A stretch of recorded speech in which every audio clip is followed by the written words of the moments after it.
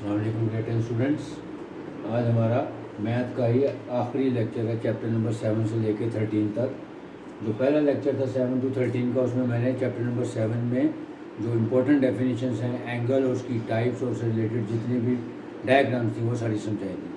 आज हम chapter number 9 से लेकर 13 तक जो बाकी रिमेनिंग डेफिनेशंस हैं उनको और उनके कॉन्सेप्ट को, उनके डायग्राम्स को देखने लगे। चैप्टर नंबर 9 की है ग्लॉसरी वाला पेज नंबर 271, पेज 271, जहाँ पे ग्लॉसरी में सारी डेफिनेशन इकट्ठी लिखी होती हैं, इसलिए वहाँ से देखिए। सबसे पहले डेफिनेशन है सर्कल की।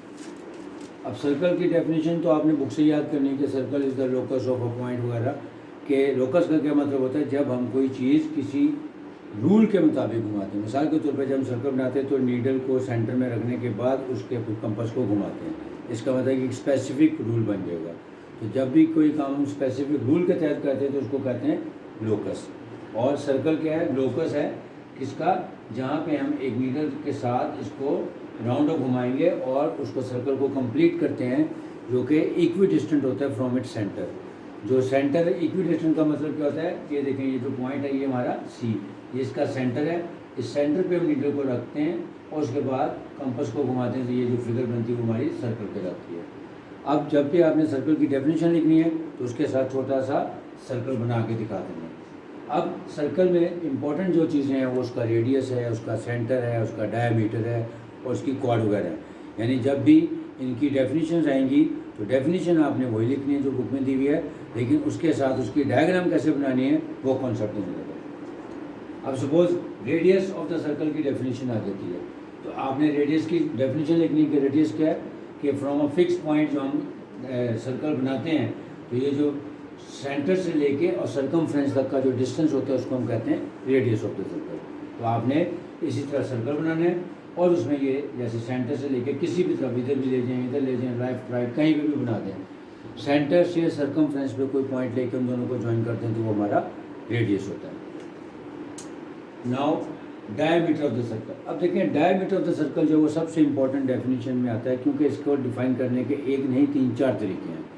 सबसे पहले कि diameter is the longest chord of the circle या the chord that passes through the centre of the circle या 2 times of the radius is equal to the diameter of the circle. यानी जो diameter है वो radius का 2 times भी होता है, क्योंकि अगर यहाँ से देखें ये सेंटर से लेके इस सर्कमफ्रेंस तक अगर रेडियस है तो डायमीटर क्या होगा?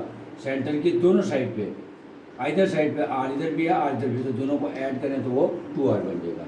यानी जब डायमीटर ऑफ द सर्कल की आपने डेफिनेशन लिखनी है तो आप किसी भी पॉइंट ऑफ व्यू से लिखें कि diameter is equal to the twice of radius of the circle. तो रेडियस बना के उसका ट्वाइस ले लें। दूसरा है longest chord of the circle के जो सर्कल की सबसे बड़ी या सबसे लंबी जो कॉर्ड होती है वो जो सेंटर से गुजरती है उसको हम डायमीटर ऑफ द करते हैं सर्कल कहते हैं। फिर diameter divides a given circle into 2 equal parts या इनटू 2 सेमी सर्कल के। डायमीटर ये देखें, जब हम डायमीटर की लाइन खींचते हैं तो ये 2 सेमी सर्कल बन जाते हैं, यानी हाफ सर्कल, एक ऊपर और एक नीचे। ठीक है, इसका मतलब होगा कि डायमीटर की आप जो मर्जी डेफिनेशन याद कर लें, सब की सब ठीक है, लेकिन आपने उसका जब डायग्राम बनाना है तो डायग्राम में आपने डायमीटर को शो करके दिखाना। अब आते हैं कॉर्ड ऑफ द सर्कल। अब कॉर्ड और डायमीटर ऑफ द सर्कल में फ़र्क क्या है? जो कोई कॉर्ड सेंटर से गुजरेगी, यानी the longest chord that passes through the centre of the circle, कि जो chord centre of the circle से पास करेगी उसको डायमीटर कहते हैं। लेकिन जो नॉर्मल कॉर्ड होगी वो अगर डायमीटर से नहीं गुजर रही तो वो नॉर्मल कॉर्ड कहलाती है। जो डायमीटर है ये भी कॉर्ड है, लेकिन ये longest chord of the circle है, तो हम क्या कहेंगे कि chord is a line segment joining any 2 points on the circumference of the circle। कि सर्कल के सर्कमफ्रेंस पे कोई से 2 पॉइंट्स लेके अगर हम उनको ज्वाइन कर दें, जो लाइन सेगमेंट बनेगी वो उसकी कॉर्ड ऑफ द सर्कल कहलाती है। तो मैंने मिसाल के तौर पे यहाँ बनाई है, AB बनाई है, CD बनाई है। आप इसको वर्टिकल फॉर्म में बना सकते हैं, यहाँ बना सकते हैं, यानी सेंटर के अलावा कहीं पे भी बना सकते हैं। अगर आप सेंटर से भी गुजार देंगे तब भी कोई गलत बात नहीं, क्योंकि वो भी एक कॉर्ड है, लेकिन वो longest chord of the circle कहलाती है और उसको हम डायमीटर ऑफ द सर्कल कहते हैं। तो कॉर्ड क्या है? Any line joining any 2 points on the circumference of a circle is known as chord of the circle, और इसकी डायग्राम आप इस सेंस में बना सकते हैं। उसके बाद आता है आर्क ऑफ द सर्कल। कि आर्क ऑफ द सर्कल क्या है? The part of the circle circumference, यानी सर्कमफ्रेंस का कुछ हिस्सा अगर आप ले लेंगे तो वो आर्क ऑफ द सर्कल कहलाती है। आपने जो प्रैक्टिकल ज्योमेट्री है जो क्लास 6, 7, 8 वगैरह में पढ़ी होगी, उसमें जब हम प्रैक्टिकल ज्योमेट्री में कोई फिगर बनाते हैं तो कंपास के अंदर हम कहते हैं कि एक आर्क इधर से लगाएं, एक आर्क इधर से लगाएं, दोनों आर्क से इधर को कट करती हैं, वो आर्क क्या होती है? बेसिकली जब हम इनको इस तरह करके कंपास को घुमाते हैं तो वो आर्क, अगर हम उसको पूरा घुमा दें तो वो सर्कल बन जाएगी। इसका मतलब है उस सर्कल का कुछ हिस्सा हम लेते हैं, इसीलिए कहते हैं द पोर्शन या part of the circumference of a circle is known as arc. अब ये देखें, आर्क की एग्जांपल आपको दिया डायग्राम बना के।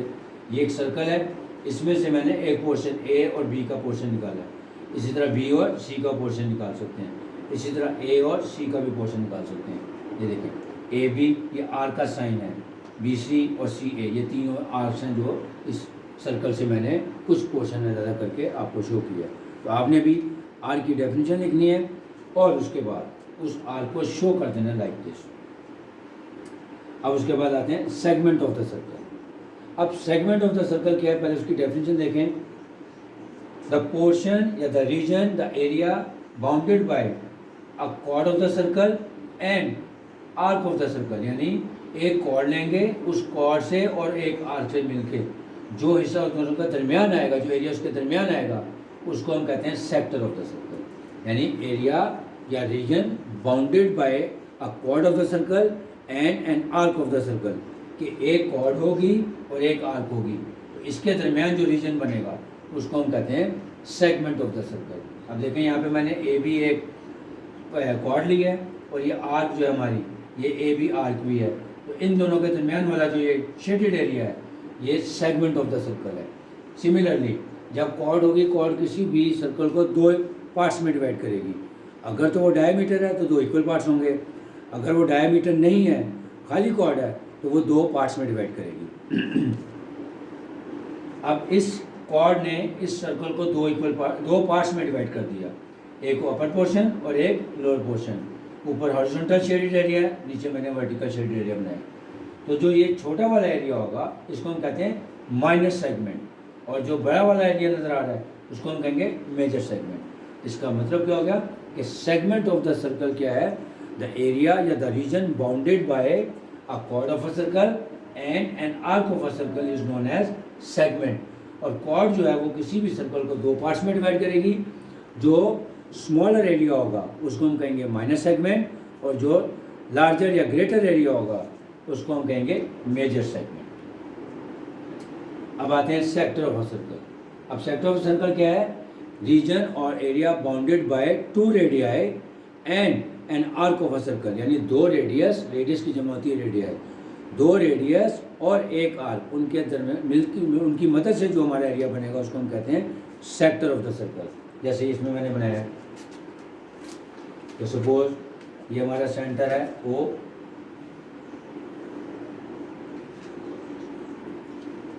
उसके बाद ए और बी,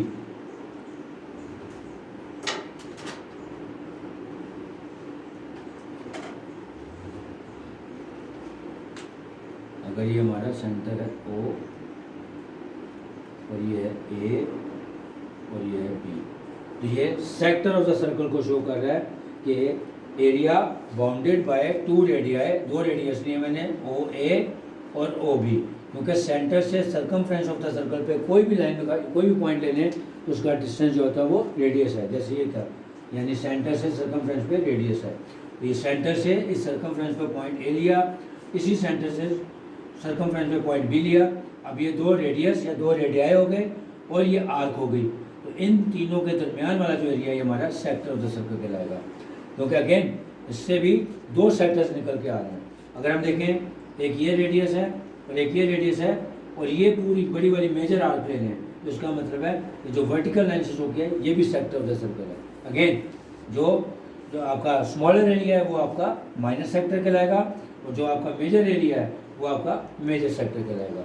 तो सेक्टर की डेफिनेशन क्या हो गई? The area bounded by the two radii and and arc of the circle is known as sector of the circle, the smaller area is known as minor sector and the larger area is known as major sector. जैसे ये minor arc और major arc में difference बताया, इसी तरह sector में भी minor sector और मेजर सेक्टर का कॉन्सेप्ट आता है।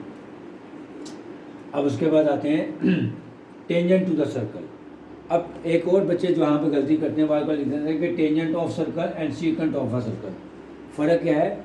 ये है टेंजेंट टू अ सर्कल, कि टेंजेंट जो होता है सर्कल को होता है, के साथ नहीं होता, और ये होता है सीकेंट ऑफ अ सर्कल, यानी ये ऑफ है। अब ऑफ से का मतलब क्या होगा? ये लाइन कट करेगी। जो टेंजेंट टू होता है वो हमेशा उसको टच करेगी। इसका मतलब है कि टेंजेंट टू अ सर्कल का क्या मतलब है? अगेन इसकी भी बुक में डिफरेंट तरीके से एक्सप्लेनेशन दी गई है। यानी अगर कोई लाइन सेगमेंट किसी एक सर्कल को किसी एक पॉइंट पे टच करे तो उसको हम कहते हैं टेंजेंट टू द सर्कल। यानी if a line segment touches the circle only on one point या एट वंस, तो उसका मतलब है उसको हम कहते हैं टेंजेंट टू द सर्कल। या दूसरी की डेफिनेशन क्या हो सकती है? A line touching the circumference of a circle eight only one point, कि कोई लाइन सेगमेंट है जो सर्कमफ्रेंस ऑफ द सर्कल को किसी एक पॉइंट पे टच करे, उसको हम कहते हैं टेंजेंट टू द सर्कल। अब जो मर्जी आप डेफिनेशन याद कर लें, तो इसका डायग्राम कैसे बनेगा? एक सर्कल बनाएंगे और कोई लाइन सेगमेंट ए बी उसको टच करेगी, उसको कट नहीं करेगी, टच करके आगे चले जाएगी और वो सिर्फ एक पॉइंट पे टच करेगी, उसको हम कहते हैं टेंजेंट टू द सर्कल। अब आते हैं सीकेंट ऑफ अ सर्कल। अब सीकेंट ऑफ अ सर्कल क्या है? अ लाइन दैट कट्स, कहता है that passes through the circumference of a circle at two different points, कि कोई लाइन सेगमेंट जब किसी सर्कल के सर्कमफ्रेंस को कट करे, इंटरसेक्ट करे दो पॉइंट्स पे, दो डिफरेंट पॉइंट्स पे, जैसे पॉइंट ए और ये पॉइंट बी, और ये लाइन सेगमेंट है, ये लाइन है ए बी, जिसने ए बी पॉइंट्स के ऊपर इस सर्कल को कट किया है। टच किया होता तो ये टच किया है, ये कट नहीं है, ये कट कर रहा है, तो उसको हम कहते हैं सीकेंट ऑफ अ सर्कल। दोनों में फ़र्क आ गया कि ये टच कर रहा है एट ओनली वन पॉइंट, और ये इसको कट कर रहा है एट टू डिफरेंट पॉइंट्स। आप वो यहाँ पे भी बना सकते हैं, यहाँ पे भी बना सकते हैं, यहाँ बना सकते हैं, कहीं पे भी बना सकते हैं, लेकिन कॉन्सेप्ट क्या है कि जो लाइन है वो उसको कट करेगी दो डिफरेंट पॉइंट्स, इसको कहेंगे सीकेंट ऑफ अ सर्कल। उसके बाद नेक्स्ट है हमारी लेंथ ऑफ अ टेंजेंट या पॉइंट ऑफ अ टेंजेंसी, इसको भी कहते हैं। ये था पॉइंट ऑफ टेंजेंसी, कि जहाँ पे कोई लाइन सेगमेंट किसी सर्कल को टच करती है यानी टेंजेंट होती है, तो जो पॉइंट होता है उसको हम कहते हैं पॉइंट ऑफ कॉन्टैक्ट या पॉइंट ऑफ टेंजेंसी भी कहते हैं। अब लेंथ ऑफ अ टेंजेंट का क्या मतलब है? कि जब कोई लाइन किसी सर्कल के साथ टेंजेंट होती है, तो वहाँ से अगर कोई आउटसाइड पे कोई दूसरा पॉइंट दिया हुआ है, तो उन दोनों का जो डिस्टेंस होगा उसको हम कहते हैं length of the tangent of a circle. ये मैंने एग्जांपल बताई है कि ये एक सर्कल मैंने लिया, ये एक इस पर लाइन टेंजेंट ड्रॉ की जाए एट पॉइंट पी। अब इस सर्कल से दूर कहीं कोई दूसरा पॉइंट था क्यू, अब पी से लेके क्यू तक का जो डिस्टेंस है वो हमारी लेंथ ऑफ टेंजेंट होती है। यानी लेंथ ऑफ अ टेंजेंट क्या है? कि पॉइंट ऑफ कांटेक्ट, ये जो है हमारा पॉइंट ऑफ कांटेक्ट कहलाता है, या पॉइंट ऑफ टेंजेंसी, यानी पॉइंट ऑफ कांटेक्ट या पॉइंट ऑफ टेंजेंसी से किसी दूसरे पॉइंट पे जो कि सर्कल से बाहर होगा, वहाँ से जब हम कोई पॉइंट उसको दोनों का डिस्टेंस निकालेंगे तो उसको हम कहते हैं कि लेंथ ऑफ द टेंजेंट। उसके बाद आखिरी जो चैप्टर है उसमें से दो तीन इंपॉर्टेंट एग्जांपल। सबसे बराबर है कि सर्कम सर्कल क्या होता है। अब सर्कम सर्कल आपको नज़र आ रहा है कि ऐसी ट्राइंगल जो कि सर्कल के अंदर हो, यानी एक ट्राइंगल अगर सर्कल के अंदर बनी होगी तो उसको हम कहते हैं सर्कम सर्कल। अब इसकी डेफिनेशन को कैसे बनाया है?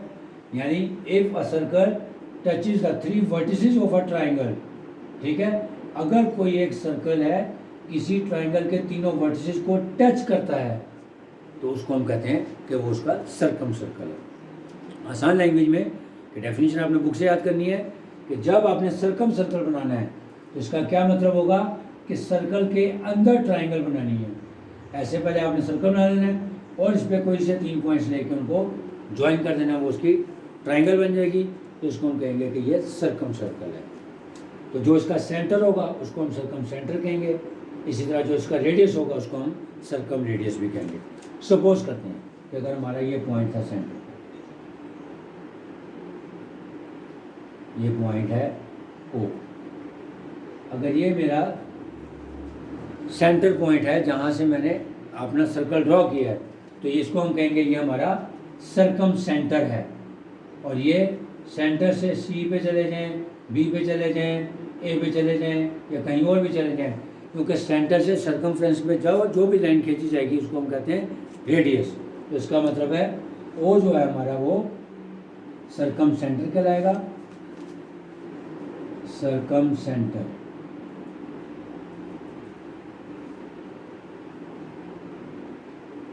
यानी अगर सर्कम सेंटर की डेफिनेशन भी आ जाए तब भी आपने सर्कम सर्कल बनाना है, और जो ये सेंटर ओ है इसको आपने शो कर देना कि ये हमारा सर्कम सेंटर है।